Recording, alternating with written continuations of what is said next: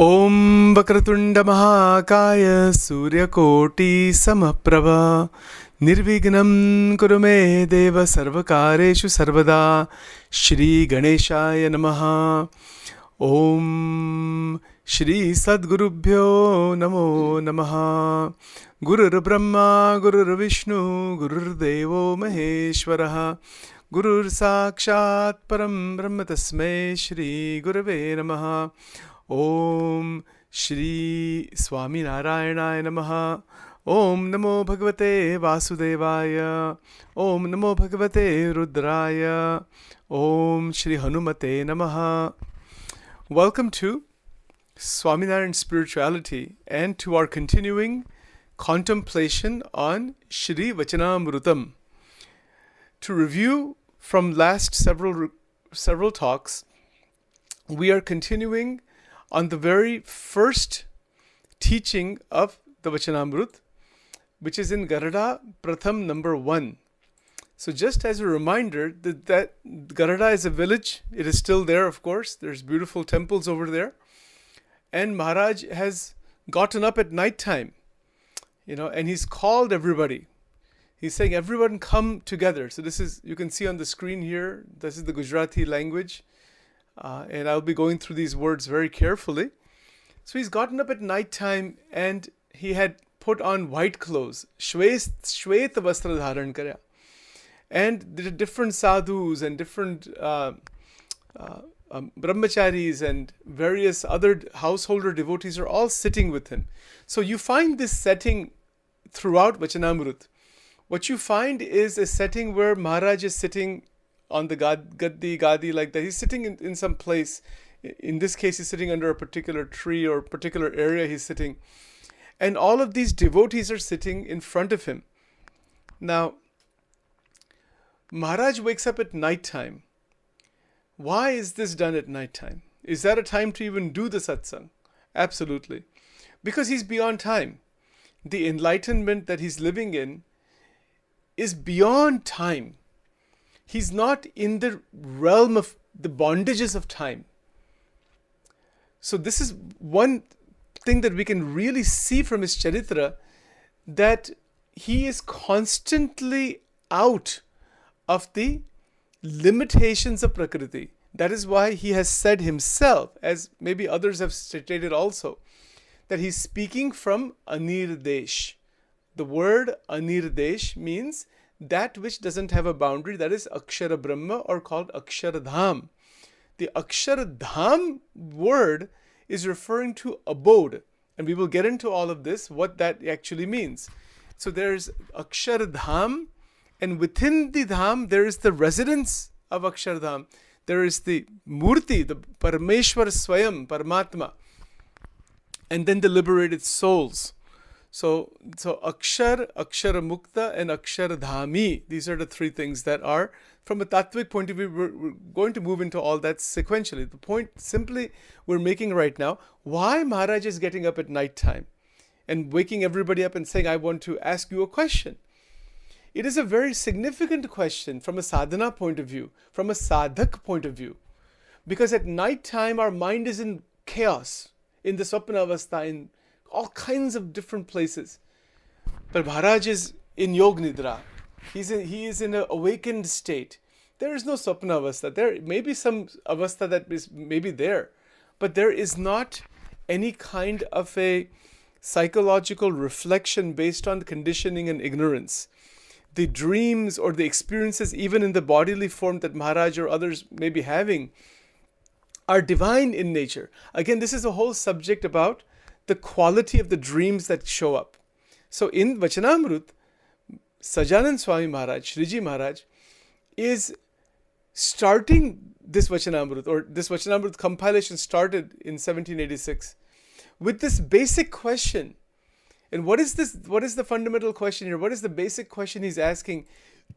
He's asking, out of all the sadhanas, what is the most difficult? He's asking the question, Sarva sadhanma kayu sadhan kathanche. So again, what is the significance? And I'm just reviewing some things we did some months back on this. That the question of sadhana begins in Vachanamrut. And he's asking about the difficulty of sadhana. And which out of all of this innumerable sadhanas is the most difficult to do? Difficult sadhana to do, actually, as a person doing sadhana. What is the hardest one? Now, in the past talks, we have covered some of this already. The reason he's asking about the difficulty is because anybody who is taking a spiritual path has to do sadhana. But the interesting part here is that sadhana by itself doesn't take you to God. This, as per Vachanamrut and as per Swaminarayan Siddhant, because I'm going to keep my attention on that and bring in the other connections. In Gujarati it is written, Bhagwan Krupa Sadhyasya, Sadhan Sadhyanati. What does it mean? That the realization of Paramatma, Bhagwan, God, is through Krupa, by grace, not through sadhan or sadhana. Well, if that's the case, naturally a question is going to come up. Why is it that God, if you're saying God is there, as Maharaj is saying and others are saying, Ramanujacharya and Madhvacharya and Chaitanya and so many others, if you're saying Bhagavan is there, in any way, which way you're saying it is there, why all of this trouble of the sansar? This shouldn't even be there at all. God should just get rid of all that and just make everybody a liberated being. That's all. And why all this sadhana and why all the different problems and issues and difficulties and different yogas and kitni difficulty? And that's Maharaj himself is asking about difficulty. How can that be? Doesn't it seem contradictory? On the one hand, the Vaishnavas, the great devotional paths, are saying that Bhagavan is Krupa Sadhya. Maharaj himself is saying that Bhagavan or God is realized by the grace of God, not by any sadhana. Even in many other scriptures like Swamini Vato, it is also very clear that sadhan shushuptima leen thai jai. This is a statement in Gunatitanand Swami Vato. What a statement! That any sadhana, of how difficult it might be, it gets merged into Shushupti. Shushupti meaning into the dormant state of Mahamaya. This is a Tattva point of view. This is an advanced subject now. The Vivek Chudamani and the Bhagavad Gita and those subjects we're covering in other forums, those are quite mild compared to this subject. So we're going to go head on directly into the real heavy stuff actually. So when we say Mahamaya, Mahamaya is beginningless. Mahamaya has within it infinite number of Jivatma and infinite number of souls that are Ishwar Koti also. So both are present there. And so what Gunatitanand Swami stated is that any sadhana of any kind all that will do is take one back into the Shushupti of the Mahashunya, the great Shunya, the great nothingness that is there. And the Atma Tattva will just remain in that and not realize God. Then if that's the case, why is there any kind of sadhana even shown? If sadhana cannot take you there, why did Maharaj himself and so many others, why they have done so much sadhana? Maharaj himself, Sriji Maharaj, mastered Ashtanga Yoga in the Himalayas. Gopalanand Swami had mastered Ashtanga Yoga. Bhagwan Sri Krishna had mastered Ashtanga Yoga. Patanjali Rishi, we could assume he had mastered Ashtanga Yoga. He put the whole systematized, and many others probably, we don't know. So much sadhana is shown, so many types of sadhana. Even in Vachanamrut, so many sadhanas are shown. And Maharaj in the very beginning is asking about sadhana. When sadhana doesn't take you there. This is very contradictory, it seems. But hold on. It is not contradictory. It is not contradictory at all when we understand the relevance of the level and status of sadhana.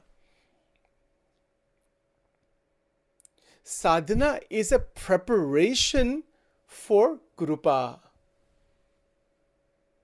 Sadhana is a reformulation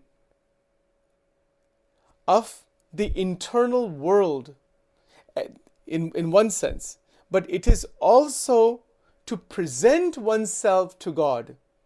That the bhakta, the devotee, wants the realization of God, wants to please God, wants to please Bhagwan. Bhagwan ni prasannata. So now, when we say this, when sadhana is being done, Maharaj is asking what is the most difficult of the sadhanas. He's asking this question of difficulty in terms of connection with God with form. God who is present as superior to all. It is a dualistic sense. This is where Vishishtadvait and Dvaita Advait and Shuddha Advait and Achinta Bheda Bhed, these aspects of Vedanta are very, very relevant. Advait Vedanta philosophically, from tattvic point of view, even though Shankaracharya ji has talked about bhakti, has written a lot about bhakti, Advaita is basically saying you realize you are the Brahman and that's all. And it's finished. There's nothing more than that. There's nothing beyond that. The drop becomes the ocean and it's game over. Is that rejected by Maharaj? No. But Maharaj has not said that is the ultimate thing, which we have talked about a little bit before. There's 5 or 6 talks on the link between Advaita and Vachanamrut. And again, I've mentioned it before. But the point here is that the question of sadhana is extremely relevant for a person in a human form, in a human body with a brain and mind and whatnot, simply because we have the ability to act, to perform activity. Now, is it possible? Now again, lots of things are going to come together here. It might be a little tricky. Is it possible for that Paramatma, that Supreme Lord, assuming that there is a Supreme Lord, beyond Akshara Brahma, as per the Gita also, that there is a Supreme Being that is beyond all, can use a power that it has called Anyatha Kartum Shakti. Anyatha Kartum Shakti is one of the infinite powers of Paramatma as per the Bhakti tradition. Anyatha Kartum means what? See, there's Kartum, Akartum, Anyatha Kartum. These are 3 big powers of the Supreme Lord. So Bhagwan is not just some divine light or just some undifferentiated consciousness. It is that also, but there's actually a form that is Paramatma that is beyond that light also. The light is coming from the body of that Paramatma, and that divine light is Satchidananda. Even the form is Satchidananda, but it is the Sakar Tattva. It is called the Parmeshwar Tattva itself.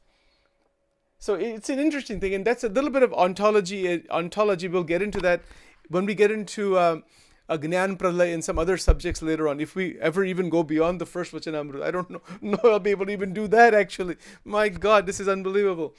So Anyatha, let me explain what is Anyatha Kartum. Anyatha Kartum Shakti mein kya hai?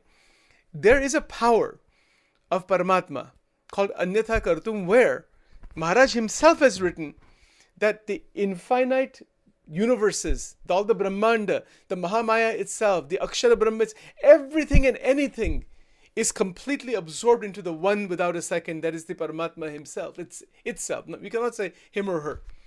It is Satchidananda Vigraha. The Paramatma is Satchidananda Vigraha. This is called Anyatha Kartum Shakti. So is it possible for God, Bhagwan, to just liberate everyone and get rid of all of the influences and no sadhana, vidna, kuch nahi, karan, sharir, karnash, everything is just me only. Similar to like the Advaitic idea, but like from a dualist, from a monotheistic point of view, that Bhagwan just absorbs everything inside. Is it possible to do that? Yes, sure, why not? I had asked this question on several occasions to several Swaminarayan sadhus over the years. Why doesn't this happen? This question is even there in Vachanamrut Garada Madhya 64 by a devotee called Purushottam Bhatt. He's a devotee of Maharaj and he asked this question. But Maharaj doesn't answer that question directly. He puts a very interesting spin to the question itself, which we will talk about a little bit later. But the basic point is, yes, Bhagwan can do that. But logically, if we think a little logically, and from a tattvic point of view, we have to understand the Tattva Gnan a bit. That the Jivatma, now see this question of sadhana in relation to the Tattva Gnan. Now, Sachin is going to speak straight away the absolute highest level spirituality, no dilution at all. It's going to be straight out. Okay, so here we go. The infinite number of Jivatma are not created by the Paramatma. Now, this is a shocking statement. As per the Tattva Gnan shown in Vachanamrut, the Jivatma is not like a spark coming from the sun. Like the sun is there, and then the photon is coming from the sun. It has been emitted from the sun. It's not exactly like that. The Jivatma is anadi. Anadi meaning beginningless. Jivatma is beginningless. So beginningless means what? That without the factor of time, without anybody or anything creating the Jivatma, it is existing within Mahamaya from beginningless time. Anadi Kalthi Jeev Bhagwan ni Shakti ni andar, Mahamaya ni andar che. This is Gujarati language. What is that? What is this exactly? So Paramatma didn't create the Jivatma. This is in Vachanamrut. This is something that people don't understand. This thing that why Maharaj is saying this. When the Bhagavad Gita is saying Jiva Bhuta Sanatanaha, Manas Shashtindriyani Jiva Bhuta Sanatana, that the soul is getting, it's like Krishna is saying it's like a fragment of me. So is that wrong? No, it is not wrong. Even though it is a fragment or like a particle in that sense, it is a monadic, whatever it is a very, it's a spiritual tattva. It is residing in the body of Purushottam Bhagavan. But that, even though it is residing in the body, it is still separate. That is why Ramanujacharya has said about Sharir, Shariri, Sambandha. Just as a molecule or an atom is residing in all of our cells. But the Atma is different from the physical body. Atma is Sharir, the physical body is Sharir, the Atma is Shariri. Shariri meaning the one residing within the body. The body is like a cover. It is the body and the one whose body it is. This is called Sharir, Shariri, Sambandha. Okay, so along those lines, the Jivatma are how many? Infinite in number. See this point. Ananta Koti Jivatma. And also within the Mahamaya are infinite number of Ishvaras. They also have their own soul, but they are an evolved soul. Maybe they were in Jivatma state at one point, maybe they were not, we don't know.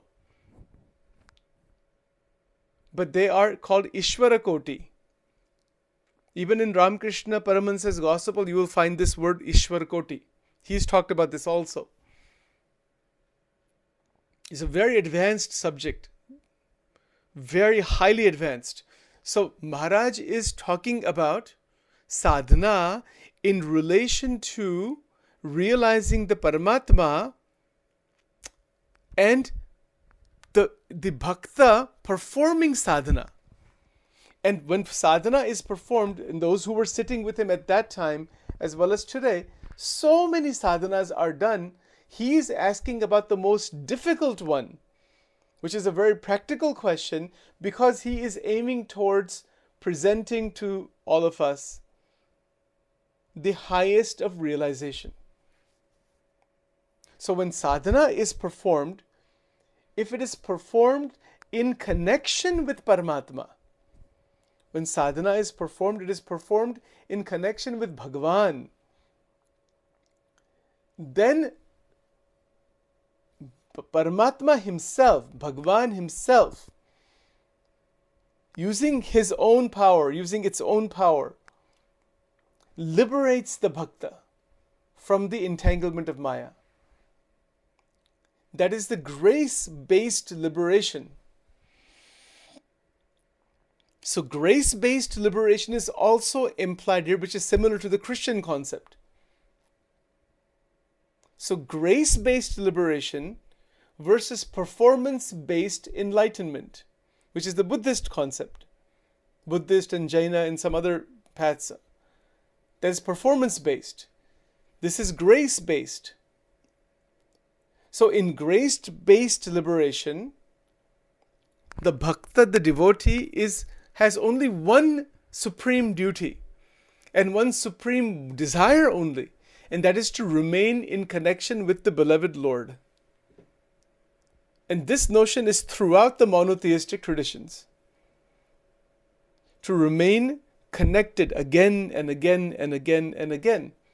So the question Maharaj is asking, out of all of the different sadhanas, which is the most difficult one? Why is he asking about the difficulty? What good comes, what is the reason for that? I think the answer is fairly straightforward. When you have something that is very difficult, and if you can do it, if you can accomplish it, if you can be in it somehow, then the attainment, the result of that, the glory of that is also tremendous. If someone wants to be a top-notch brain surgeon or a heart surgeon or a top-notch like a Supreme Court justice or something like that, it's not easy. There's so much a person has to go through to get to those very few positions. But if you get there, the glory, not because of ego, but that position has its own divinity, it has its own glory, its own greatness, its own power, its own attainment. And with that attainment, there is experience in that attainment. That is what Maharaj is aiming towards here in terms of the connection between sadhana, sadhya, the tattva gnan, and the attainment itself, which is talked about in the last sentence of this first paragraph. So for the highest attainment, Maharaj is going to answer the question this way. He's going to say here, and he says it here, I'll read it in English. He said here, Bhagwan na swarupma manya khandavritti rakvi teti koi sadhan kathan nathi. So he's answered the question directly. That out of the innumerable sadhanas, following brahmacharya, following 9 forms of devotion, doing tapasya, doing upvasa, doing japa, doing Gnan Yoga, having Gnan Yoga, Bhakti Yoga, Sankhya Yoga, so many, all those things. Assuming you know all that. This is where we have to begin here. We've assumed all that is understood, all that has been clear. And you are doing sadhana. The question is also for those who are doing sadhana. Vachanamrut is not for those individuals who are not doing any sadhana. Though other scriptures are there for that. Vachanamrut begins for people who are interested in liberation, who are performing sadhana, who are trying to clarify the path ahead. What should my path be? It is for those individuals. And it is also for those individuals who are near the enlightened stage. So it could be for somebody who's just beginning. From the beginning stage all the way to the enlightened stage, it is for everybody. But it is for those who want to liberate, who want to be liberated, want to realize God. If somebody just wants food, drink, pleasure, sexuality, things like that, Vachanamrut is really not going to help you in achieving those things. Those things you have to achieve some other way in the material world. That's not what Vachanamrut is about. Vachanamrut is about moksha. It is about aityantika moksha, aityantika mukti, the final liberation. It is a highly, highly super advanced subject. But it is accessible to everyone, and that is one of the most beautiful points in Vachanamrut, is that it is written in simple Gujarati language. It was written at that time so that even people in the villages could understand the language, even though it is so profound in many ways. Maharaj has given a blessing inside there. He said, if you read this Vachanamrut again and again and again, he says, I will explain it to you. It will dawn, the truth will shine inside the mind. And I think we can find that with other scriptures also. the point here is that Maharaj is asking about sadhana, and the answer here is in terms of the continuous connection with the Lord, the unbroken connection, the undisturbed connection with God. That's the biggest thing. There's nothing like that. In our lives, in my own life, let's say, for example, there have been times where there are glimpses of this state. And as we approach that state, it is something beyond imagination. But the forces of Maya, the different obstacles can easily come and disturb that.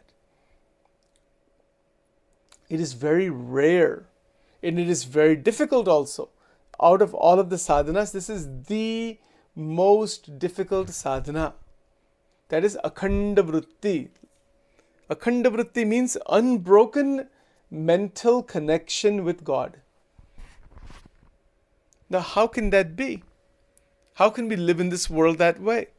Well, think of it this way. There's a couple of ways to understand this unbroken connection.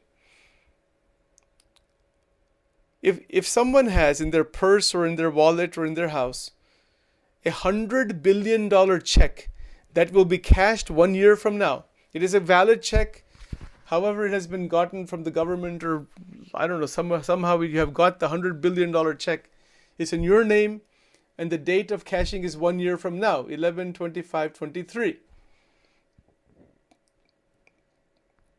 I would guarantee, Sachin would guarantee the person who has such a check will not forget that check for 1 second even, will not misplace the check, will be in ecstasy, has not gotten the money yet, cannot even deposit it yet, and also he has to be careful not to lose that check.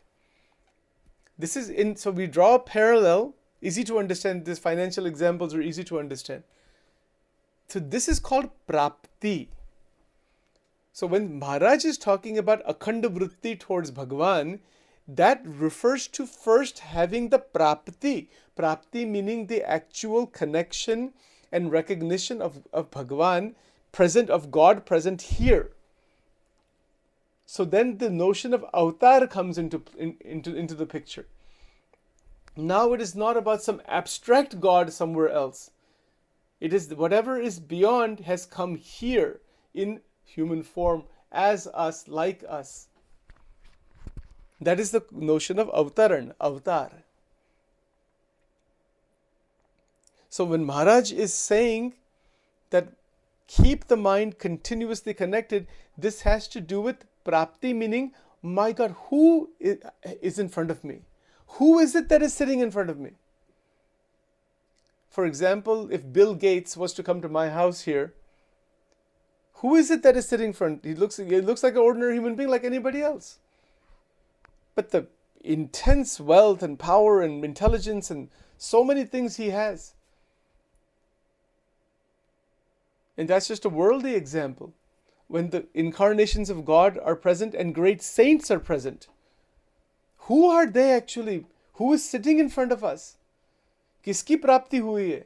Like this. That's what Maharaj is talking about. And when he answers the question, see, let's look at the answer very carefully.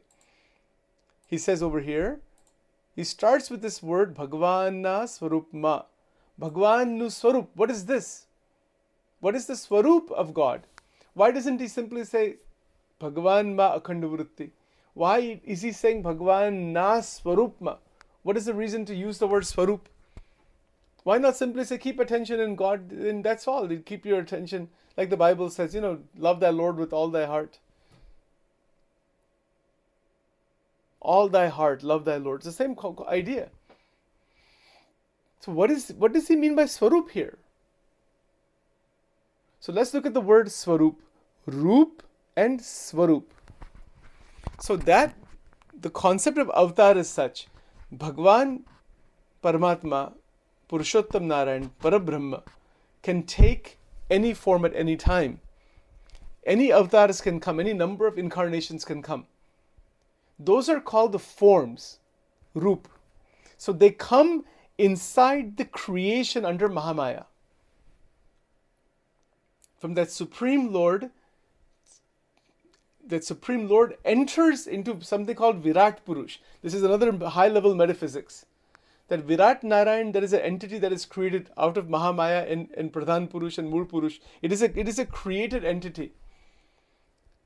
It is that is called Virat Narayan. And Bhagwan Purushottam, Bhagwan, the Aksharatit Paramatma, enters into the Virat Purush, Virat Narayan. And from that entrance into the Virat Narayan, the incarnations come about. This is the process of where the incarnations come from and how they come. Super level metaphysics, supreme level metaphysics. Again, another subject altogether. But so this is the thing about Vachanamrut. In each word, the whole teaching is there. The whole infinite truth is in every word. You cannot separate one thing from another. We can try to cover one subject from another potentially, but it's not separate. When we try to understand just these two words, Bhagwan na Swarup, Bhagwan nu Swarup, see the word Rup. Rup means infinite forms are taken by Bhagwan as avatar. It is not in this, even the concept of avatar is there in Advaita Vedanta, but they cannot, Advaitic masters cannot explain this actually. Because if you're talking about the one without a second, how can there be an avatar? You see this point?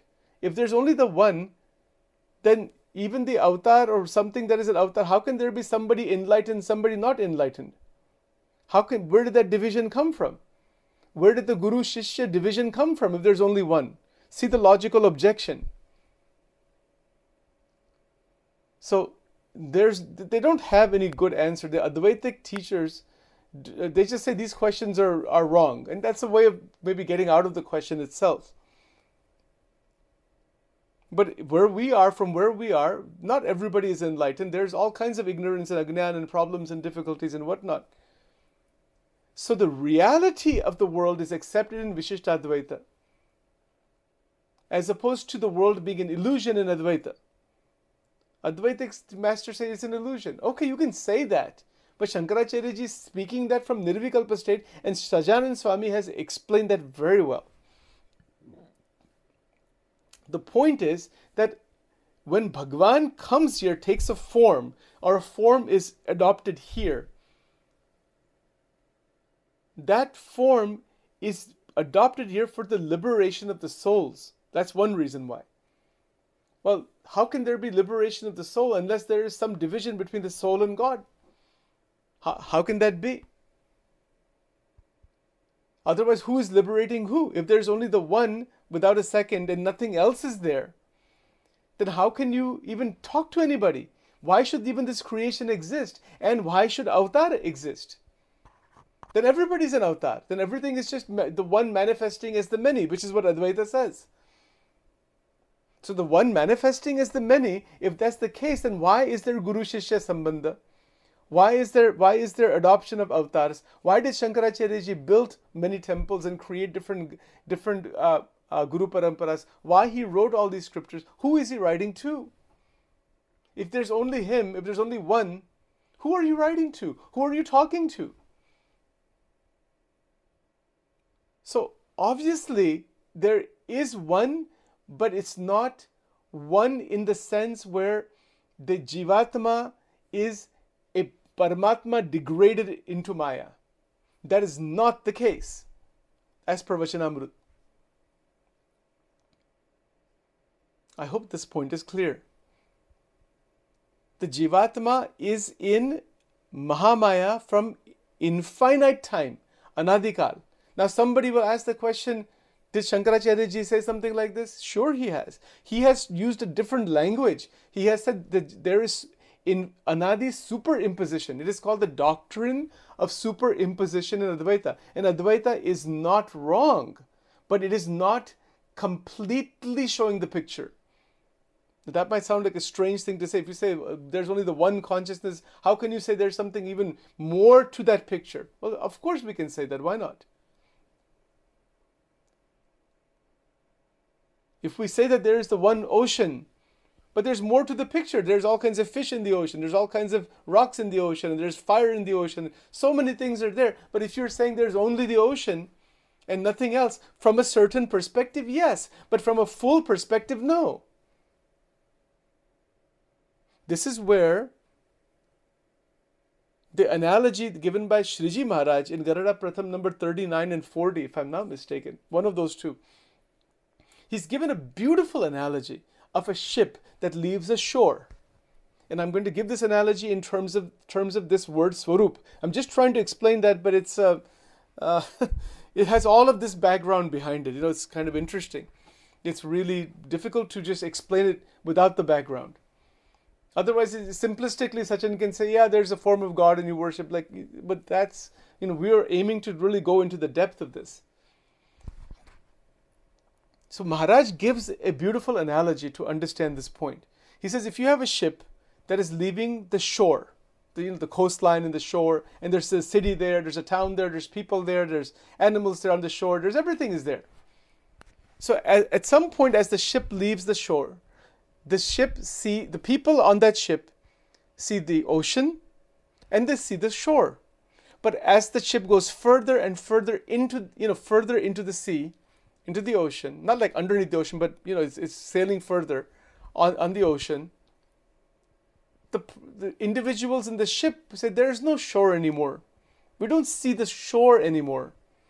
We don't see the coastline anymore. We don't see the people there and all the different buildings and the cities. It's only this salty, it's only this one ocean, one without a second. So Shriji Maharaj gave a fantastic way to bridge this gap between Advaita and the Dvaita traditions. He said Savikalpa versus Nirvikalpa. Savikalpa Samadhi, Savikalpa Sthiti is where one sees the ocean and that shore and all the people because you've gone a bit further away from the shore. People who are on the shore are in Maya. This is an analogy. Once you're on the ship, off the shore, you've taken a step out of Maya. You're not on that coast anymore. You're in the ship. But you are seeing now the ocean and the shore. It's not a perfect analogy, but like some level of analogy is good here. And as the ship goes further, Maharaj has said that those great sages like Shankaracharya ji and others, they are Mahamuktas. Mahamukta meaning they are in Nirvikalpa Sthiti. There is no Vikalpa. Nirvikalpa means without Vikalpa, without this versus that. This versus that is called Vikalpa. This and that, this or that is called Vikalpa. Nirvikalpa is without Vikalpa. So when a bhakta, devotee, is so absorbed in Brahmic consciousness, as per Vivek Chudamani and Brahma Sutras and all, there is a state of realization where only the Brahman is seen. Oh my God. Everywhere, Ishavasya Sarvam, the Upanishadic rishis, etc. Only the one without a second. But that is not the full picture. This is the whole point. People who are just in Advaitic thinking and sadhana, they don't want to hear even these other ideas that there's something more than that. So Maharaj himself is saying, wait a minute. Yes, there is this Mahamukta state, but you cannot say that the shore doesn't exist still. And on top of that, that ship is not, from an analogy point of view, that ship is headed towards the other shore, which is Bhagavan Swayam, that Bhagavan is actually there, from one shore to the other shore. So Advaita is Advaitic realization, as per Vachanamrut, is an intermediate realization. Again, with all due respects to anybody listening to this who may be deeply into Advaita, it is not a rejection of Advaita, but the notion of God beyond the Brahman, beyond everything, the supremacy of a supreme being as God is totally rejected in Advaita Vedanta. There is no such notion like that in Advaita. There is the notion is the one without a second only. And the Jivatma, once the causal body is gone, it is the Brahman. Yes, did Maharaj accept that? Absolutely. But he has used that idea and that state of realization as a prerequisite for Sadhya Bhakti and Upasana. Which then the Advaitic people will say, wait a minute, this thing cannot be. You're still talking about something dualistic. We don't want that. Well, if you don't want that, we saw it before in Garada Pratham number 64, that the Jivatma will get merged into Brahma Shushupti and it will be finished there. They will never come out of it ever again. They will not see God, not see the Brahmand, will be lost inside. Like the drop is gone inside the ocean. There's no more drop anymore. And that is a type of mukti also. This is why Vachanamrut is a super level metaphysics. And it's a shocking level metaphysics in many ways. It is a metaphysics beyond metaphysics. Beyond the greatest of the musings of the Acharyas. Where all the Acharyas stopped, Sriji Maharaj started from there. Where every psychology book stops, Maharaj starts from there. Where every genetics book stops, Maharaj in Garada Pratham number 19 starts from there. You can select any subject, Maharaj is starting right from the end point of where everything is left off. It's one incredible thing actually, extraordinary. Without any contradiction, without rejecting what has come before. That is the beauty of integration. So when Sriji Maharaj is saying that there is Bhagavanu Swarup, three things are acknowledged here. That there is a supreme Lord beyond the infinite consciousness of the Brahman. That there is actually God with form, Sakara Bhagavan. This is point number one. Point number two, the Roop, multiple forms are taken, infinite forms are taken inside the Brahmanda through the entrance of Bhagavan, Purna Purushottam Bhagavan, Parabrahma Bhagavan into Virat Narayan. Through Virat Narayan, the avtaras occur. That we will talk about later sometime. The metaphysics, the ontological Panch Bhed it is called. And the third point is Swarup. So when he's using Roop versus Swarup, the difference is this, that Roop may be many, the Swarupa is only one. Meaning God is one, not two. And God with form, many people say God with form is here, not there. That is Advaita Vedanta. But God with form here and there. Here is Roop. Over there is Swarup in the transcendental form, transcendental world. So that is Swarup. It's the actual form. So what Sriji Maharaj stated, that which is beyond Agochar, it is called. That which cannot be perceived or thought about or seen or understood even through the intellect. That which is beyond, that same tattva, that same being has taken a particular form here. So it has taken a particular form here, that is Roop. And to see that Roop as the Swarup is to see the tattva of that form as is. This is an extraordinary subject. I don't know where to begin with all this. It is just so incredible. That tattvic vision, the form is like for example, Sri Krishna manifested in this world. That is a Roop. But the Swarup is in Golok. This is the difference. Now, what is Golok? And we get to all that later. But the point is that Roop can be many. Like, for example, there's the Matsya avatar, the Kachya avatar, there's the Vaman avatar, there's the Narsimha avatar. This is also discussed later on in Vachanamrut. That the forms are many, But Sri Krishna said that, Shriji Maharaj said that when a devotee is worshipping, let's say, Lord Narsimha, there are temples of Bhagwan Narsimha. Even in the ISKCON temples, there are the installation of Bhagwan Narsimha Dev. The destruction of the Hiranyakashipu, right? But if one is devoted to Bhagwan Narayan in the form of Lord Narsimha, does that mean that when a person gets liberated, they become like a half lion and all that thing? No. They see the actual Swarup of Bhagwan Narayan in Vaikuntha. So the Bhagwan with form in the different abodes is accepted by Maharaj and is in detail explained by him based on the Vaishnava teachings, the Shaiva teachings. In fact, all of the Panchadevatas are talked about. We will get to that. It is not simply formless, there are forms also. And there are diverse forms of the Lord in different abodes. It's not some homogenized one mass only. That homogenized one mass, that is Ek Ras Chidakash. That is also there. That is the Nirakara form of Akshara Brahma.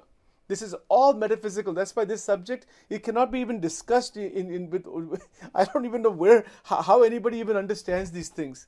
It is so unbelievable that it is realized in Akhanda Vritti. Now, these very esoteric subjects, Roop and Swarup and what is Akshara Brahma and Golok and all this thing, see what Shriji Maharaj did. He took all of that highly esoteric, highly metaphysical thing and made it directly accessible. Now this is interesting point. It's the most fascinating point because he is saying, he's giving a guarantee here that when we reach Akhanda Vritti, Bhagwan na Swarupma Manani Akhanda Vritti Rakvi Teti Koi Sadhan Katannati. This is an atom bomb statement. Billion atomic bombs is this statement. He is saying that when you recognize the Swarupa of the Lord, now how do we do this? It can be done in three different ways. And I'll try to present it very objectively. Not just based on what the Swaminarayan Sampradaya is teaching. Try to present it a little bit beyond that also. A little bit in a more broader sense. One way is through tradition. This is what happened with Tulsidas Ji and Mirabai. And with the Alvars of the South, the Vaishnavas of the South. It is also done in terms of the Shaiva Upasana, where Murti is used, where Bhagwan ki Murti or Shivling is used. Shivling is present. Iski pratishtha hoti hai, and then the devotee considers that as Swarup. Okay, so for example, those who are, let's say, worshipping Hanumanji. Okay, so let's say somebody has a lot of love for Hanumanji. Just for that person, the Hanumanji is everything. There are a lot of devotees are like that. So they have image of Hanumanji in the temple. It could be a picture, it could be a stone image. But it is possible that image, that stone image, that particular type of murti, it becomes alive for the person. And the devotee is able to see Bhagwan not only in the murti, but as the murti. So this is a path of image worship. But it's not idol worship. It is the acknowledgement of the presence and the invocation of God in the murti by the devotee based on the bhava inside and the knowledge and understanding of that murti and the connection with the murti without break. This is called upasana marga. So this is all implied in this. It is an extraordinary path. Most people, how we do in the general community, we'll go to the temples and do some puja and all that, and maybe have a favorite form of the Lord, some Ishtadevata. Some people have Ishtadevata. Okay, TK. But if one is serious about realization, then there's three or four different things that are shown here. First one is the path through a past incarnation who is considered to be present in the form of a murti. So for example, if you go to a Krishna temple today, there's so many Krishna temples all over the world. That feeling, that nishta, that this is God, that's it. There's no doubt. इसमें जरा भी doubt नहीं होना चाहिए. संशय आत्मा विनश्यति. No doubt, zero doubt. It is not a blind faith, it is an awakened faith. And that is called Swarup, Bhagavan Nu Swarup. This is one way to understand this. Now, is this connected with Advaita, with the Advaitic teaching? Sure. But the difference is this is interesting. In Advaita, the difference is that these forms of Krishna or Bhagwan Shankar or Bhagwan Ram or the Devi, Durga Devi, whatever forms are there, they are considered to be a support. Avlamban is the word that is used in Gujarati. I don't know about the other languages. Avlamban means support. You're using it as a support to go to reach into the Brahman. See this like a ladder. Like we're climbing a ladder. The goal is not the ladder, the goal is the rooftop. You have to get off the ladder to get to the rooftop. Isn't it so? So is this true? Is that point accepted by Maharaj in Vachanamrut? Yes, absolutely. But he has not stopped there. Has he said that 9 forms of devotion are sadhans, that they are ways of keeping the mind pure and controlling the mind? Yes. Where? In Garada Ante number 9. Definitely. No spiritual teacher is ever going to reject the idea of avlamban. Because that is a fact, it is a psychological fact. That the murti, the image of Paramatma, in any form, whether it is Jesus, somebody could be worshipping Jesus, somebody could be worshipping Krishna, Bhagwan Shankar, or their guru even. You could have a guru and you said, the guru is everything for me. Guru Sakshat Param Brahma. People like, for example, Shirdi mein Sai Baba, people very well known. So many devotees, Sai Mandirs are there, and Sai Charitras are there, and Sai Bhajans are there. It goes on, right? Basically, Sai Baba is seen as a great saint, but he's also seen as God. Sure, no problem. The Hindu dharma mein isme koi problem nahi hai. So they don't have, there's such a vast approach, and we've talked about those things in other recordings. Point Maharaj is making here, when he's using the word Swarup, he is talking about 3 things: that the Bhakta has recognized this Paramatma or has considered the image as Paramatma. And in that Nishta, it is called Bhakti Nishta, it is called Swarup Nishta. In that Nishta, now that Murti is not seen as a Murti only. It is seen as God. This is a Vaishnava idea, and it is seen from any real bhakti tradition. This is something special that developed in India. Now there's a lot of background and a lot of psychology which I won't go into here. I'll cover that in the daily satsang stuff, because that's the more foundational stuff. I'm just going to go beyond that for the time being. Where the bhakta is so deeply connected, it's about connection. But what kind of connection? It is the connection of the flow. It's called tel dhara, the unbroken flow of oil from one container to another. It is called tel dhara vritti. This is what Shriji Maharaj is saying. Wow, my God! If this is done, there's nothing else to be done. That's what he's saying. See the words over here. How powerful and how tremendous this is. See the intensity. He says over here in the next sentence, he says over here, Aneje manushana man nivrutti bhagwan na swarup ma akhand rahe che, tene tethi biji adhik prapti shastra ma kahi nathi. The next sentence, he is saying here that in the human form, the akhand vritti, unbroken connection with Paramatma. Right now we're talking about just the form. There's 2 or 3 other things we'll get to in a moment.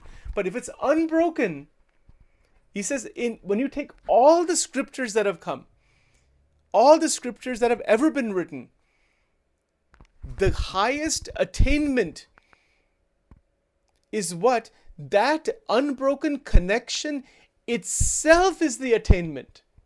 It is itself the greatest and the most difficult sadhana, and it itself is the greatest attainment. कि भगवान, see, let's look at the language again very carefully. कि ભગવાનના સ્વરૂપમાં મન્ય અખંડ વૃત્તિ રાખવી, તેથી કોઈ સાધન કઠણ નથી. અને જે મનુષ્યના મનની વૃત્તિ ભગવાનના સ્વરૂપમાં અખંડ રહે છે, તેને તેથી બીજી અધિક પ્રાપ્તિ શાસ્ત્રમાં કહી નથી. But it means that the vritti is naturally staying inside the swarup. The word rahe che. Now this is a magic word here. It is magical. Why is it magical? Because in terms of sadhana, it's the most difficult sadhana. But that most difficult part goes away. When does it go away? Through what is called mahima. Divya mahima, asadharan mahima. Like the person who has the $1 billion check. Even though they have to wait for 1 year before they can deposit, they are feeling super rich already. They're planning already, but they're so careful to make sure not that nobody steals that check, that the check doesn't get burned away, that check, don't throw that check into the fireplace. So don't allow the 2-year-old to take that check and roll it up and turn it into a ball and throw it into the trash can. They put it into a lock and key, then lock the room, then lock the other. Multiple locks are there. And then one cannot forget that check. Even though one is eating, sleeping, drinking, doing everything, maybe going to work also. But that person who has a $1 billion check in their name, for 1 second they cannot, even if they want to forget it, they cannot, even if they're thinking other things, they cannot think. This is what Shriji Maharaj has mentioned in Garada Madhya number 13. This point, who you have gotten, Bhagwan ki prapti, kiski prapti hui hai? Iska mahima. Like Mirabai. As an example, now we're using the first category here, from Paroksha into the Pragat into the Murti. Like Tulsidas Ji, he heard about Bhagwan Ram and got lost in Bhagwan Ram. Bhagwan Ram was not present in front of him in that sense, but Hanumanji appeared in front of him. And Hanumanji was his guru. This is the story of Tulsi. His devotion increased so much, he was so lost in Bhagwan Ram, Hanumanji appeared in front of him and Hanumanji became his guru. And then from this extraordinary Tulsi Ramayan came about. Not because of Tulsi Das's vasanas and ignorance and all those things. No, because he was not caught in that. He got lost inside the Swarup of Bhagwan Ramchandraji. He got lost inside there, totally lost. And the Ramayana is actually written through that connection with Bhagwan Ram. Not by Tulsi Das ji writing that I am writing this. No. Never.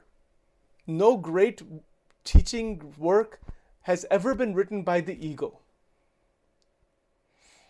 Impossible. It is the divinity in the divine connection that it is being written. So Bhagwan Swaminarayan, Sajanand Swami Maharaj, when he is saying Bhagwan na swarupma akhand vritti rakhi, this is the first interpretation or first way to see this. I don't like this word interpretation too much. I mean, it kind of sets up one versus another. It's not one versus another. There's no one versus another in Vachanamrut. Impossible. There's nothing rejected here. The focus on the Murti, the worship of the Murti, through 9 forms of devotion and then the 10th devotion, giving one's heart to that Murti. Again, it's a big subject. We'll cover it in the daily satsang later on. Because we'll do that here, we will divert away from where we want to go inside the Vachanamrut. But in a nutshell, we can simply say that the unbroken connection with God through Murti occurs so that the bhajan, kirtan, manan, chintan, the actual dhyan of the vigraha. The vigraha, that's Sri Krishna Bhagwan ka jo vigraha, Murli Manohar Swarup. That vigraha is done, the Swarupa is carved out, then Pratishtha is done, and then the devotee has to learn and listen to and know about the glories of that incarnation. And from that, the devotional connection occurs. From that devotional connection, as it heightens further, it reaches a stage of unbroken connection. In Bhakti Marg, in Upasana Marg. And Vachanamrut is about Upasana Marg.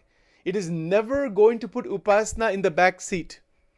Never. Not under any circumstances. It will keep Upasana and the Upasya Paramatma at the forefront. At all times. Even in the life of Maharaj, he himself did that. He had kept Sri Krishna Bhagwan in the forefront all the time. As a bhakta, in the role of a bhakta, as a devotee.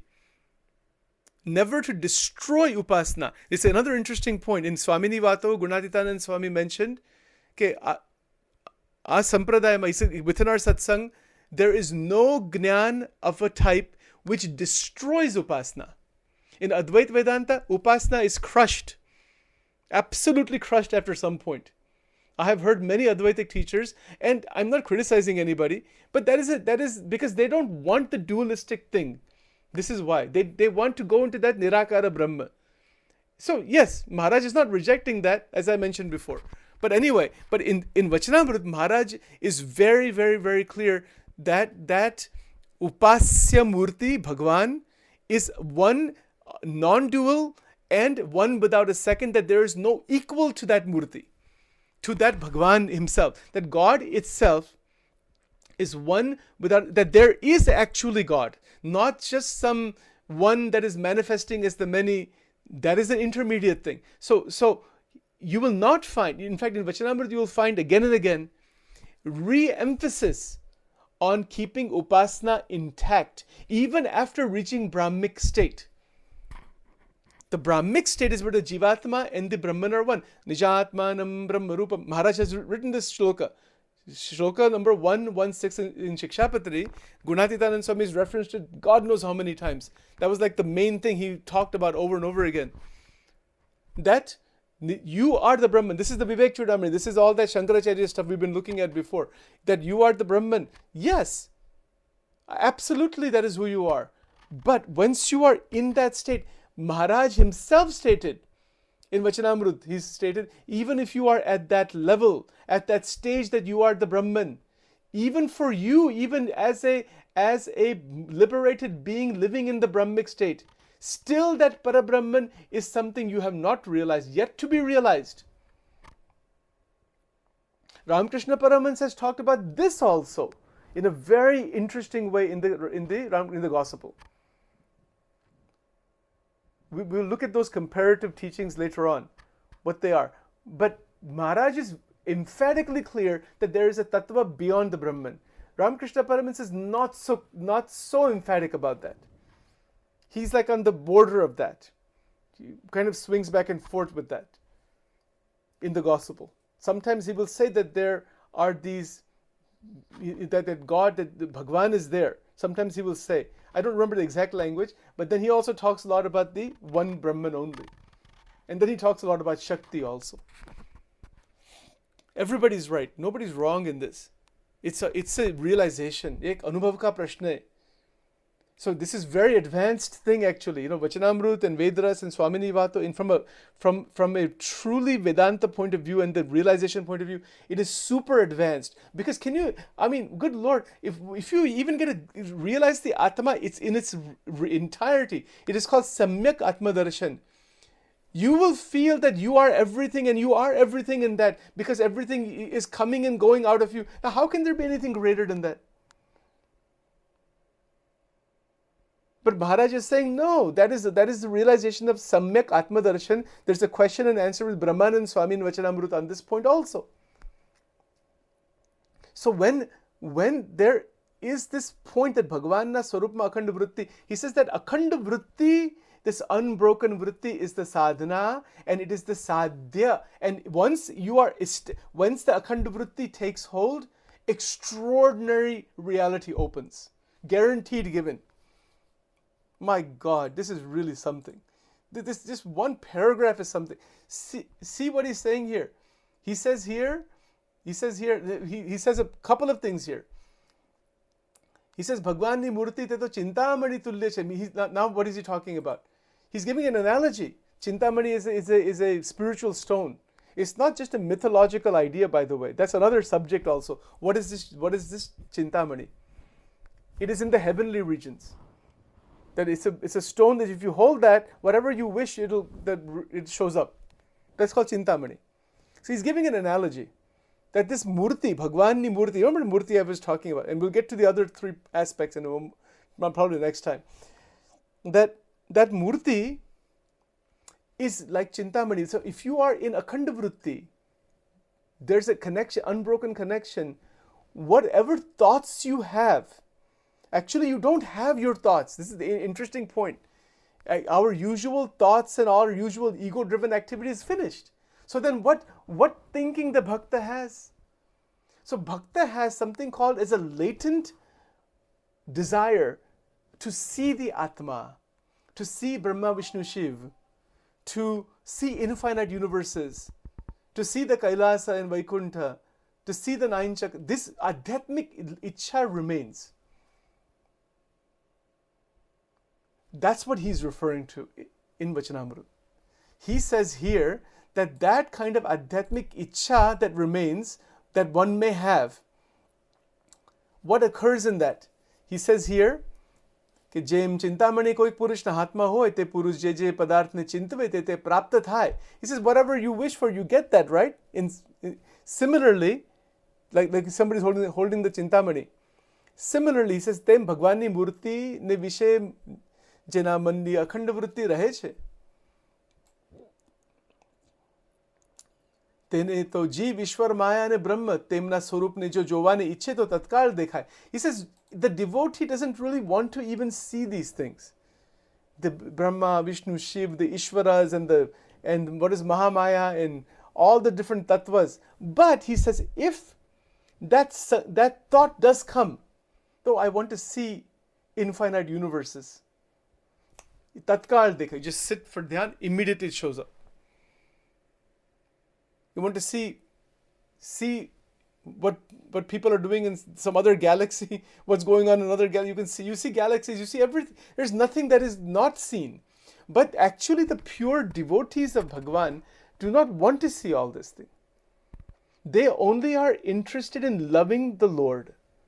They're not even curious about these things. These are the Nishkam, Param Nishkam Bhakta. But Maharaj has shown this because for several reasons.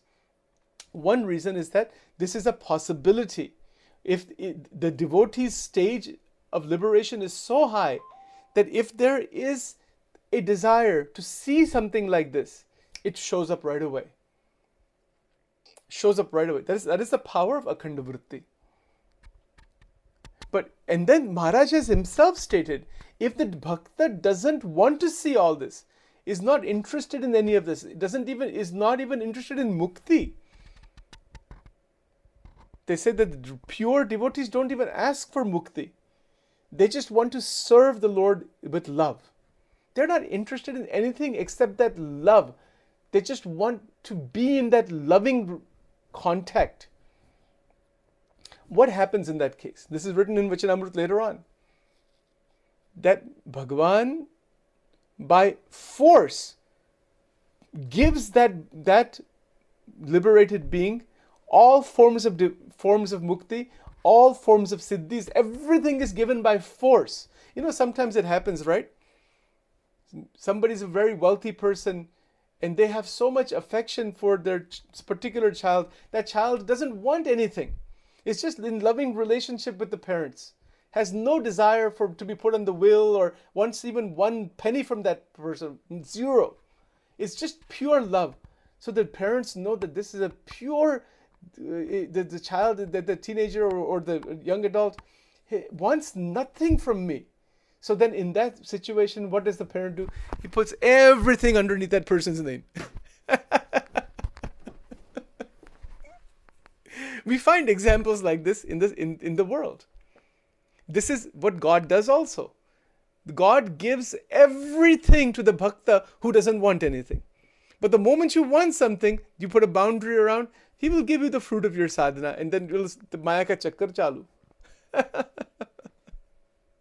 Amazing ideas are there. Amazing truths are. These are the truths. This is the power of Akhanda. So what is the point in this Vachanamrut? What is the point at the very beginning here? That this Vachanamrut is starting with this question of sadhana. Maharaj is saying that there is continuous connection with Swarup in the first instance of from Paroksha avatar, past avatar, as seen as present now through the image. Okay, this is one way. Another way is the manifested Sakshat Paramatma in the form that is in front of you, manifested as in human form. So that point Maharaj has said that he comes in human form, and he can come in any human form, but usually comes in the form of a king or a saint. The reason behind that is because of the way the Prakriti is set up. But it doesn't have to be that way. But usually comes this way, one of these two. So that's the second point, that the Paramatma is sitting. Like for example, when we say, let's say Bhagavan Krishna. So Bhagavan Krishna and Arjun. For Arjun, Krishna is not Paroksha. He's in front of him. He's saying, oh, you're my friend, oh Krishna. He starts like in the Gita, Bhagavad Gita starts like this. He knows he's like an incarnation of God, but he also, they're in the same family, and he considers him as a sakha, as a friend. But then he realizes that this is an incarnation of Bhagavan in the human form. That is called recognition, Olkhan. Bhagavan ni Olkhan is called Pratyaksha Swarup. Now this point will come again in Vachanamrut again and again. Maharaj uses this word Pratyaksha again and again. Who is he referring to? There are several interpretations in that sense. But Pratyaksha could mean that Bhagavan Sri Krishna manifesting through Sriji Maharaj. This is one interpretation. This is how it was in the past in many times. Another interpretation, Pratyaksha, could mean that the Bhakta, that is Sajanand Swami, with Bhagwan, that is Sri Krishna, they are in the state of oneness. So then the Bhakta says, Aham Krishna. That is also a possibility. And then there's a third possibility, that Sajanand Swami is another incarnation and avatar of that Paramatma. So these are different ways of seeing who is Maharaj. And that is another very big discussion on Upasana. Very profound, and it's a historical discussion, it's a Tattvagnan discussion, and there's a lot involved in that. I'm just putting it in simple language right now. These are the multiple ways to understand the Swarup. That in Swaminarayan Sampradaya, Sajanand Swami is considered to be the human manifestation of that same ultimate Paramatma in human form. But that is in the Sampradaya. People outside the Sampradaya don't know that. They may not even accept that, and nor do they have to accept that. If they see that he's a great saint or great guru or whatever it is, they start with that and kind of go from there. It's a development. It doesn't happen just like that. It's like this. Bhagwan Ram can be seen as Maryada Purushottam. Some say he's just a great king. He was a very dharmic person. You can see him that way. But then those who are devotees, they say, no, he's the Lord actually. So the same being can be seen in many different ways. This is the point. But point here, the Maharaj is saying that he's emphasizing one monotheistic, non-dual God. That there is one. God is one, not two. And then that iska connection mein in the Swarupa of that Paramatma. Once that Swarupa is available to you, the connection, mental connection, now what happens? You are moving further in that connection towards Akhanda Vritti. Akhanda Vritti is the essence of every yoga. Every yoga, every sadhana is an internal connection. And the best way to establish that is to recognize the Mahatmya, the Mahima. Kiski prapti hui hai? It's called prapti Mahima. And when we have that, then there is no poverty. There is no lacking of anything. Like the $1 billion check you have in the pocket, in the purse. You have to wait 1 year. That is a sadhana. You have to do your regular activities, stay alive and do other things. The moment comes to cash in that check, you deposit it. That is sakshatkar. But point comes when Bhagwan by grace comes to you. So when Akhanda Vritti is established, when Maharaj is saying there is no greater prapti, Bhagwan or God comes to you. God realization is through God. In Gunatitanand Swami ki Vato, he said, Bhagwan thaki j Bhagwan olkhai. God is realized through God. Bhagwan is realized through God. It is a revelation. He reveals himself in your own heart. Where is this revelation going to happen? Within your own heart. It is an internal realization. It is an inward opening. That which is external sadhana, it all comes inside. It is internal bhakti. It is internal upasana. It is internal understanding. It is internal mananchintan. The satsang becomes internal. And the moment it actually becomes internal, this is where one is one step closer into akhanda vritti. Okay, so we will stop here for today. We will just do a closing shloka and then we will continue next time. Om kara charanakatam va kayajam karmajam va shravananajam va manasam va paradam vihitam va sarvametat shamasva. Jai Jai Karunabde Shri Mahadeva Shambho. Om Namah Shivaya. Om Shri Krishnaya Namah. Om Shri Ramachandraya Namah. Om Durge Rakshini Tha Swaha. Om Shri Sahajananda Swami Maharaj Ki Jai.